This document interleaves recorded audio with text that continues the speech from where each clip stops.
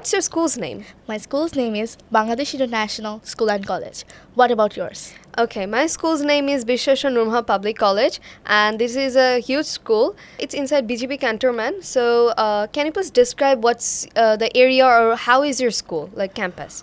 Okay, so my school is really big. It's four-storied building with L-shaped. Okay, and it has a very big field surrounded by many trees. Okay, so how are the teachers basically over there?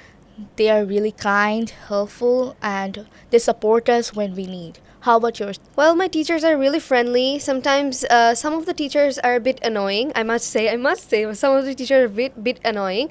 But most of the teachers are there. They are really highly educated, and they take care of us. The way they take care of us, like we are their sons or daughters. So can you please, let's talk about food, okay? Okay. So what's your favorite food? Okay, my favorite food is vegetable fried rice. So I'd like to ask you one thing, which is what are the extracurricular activities you're engaged in?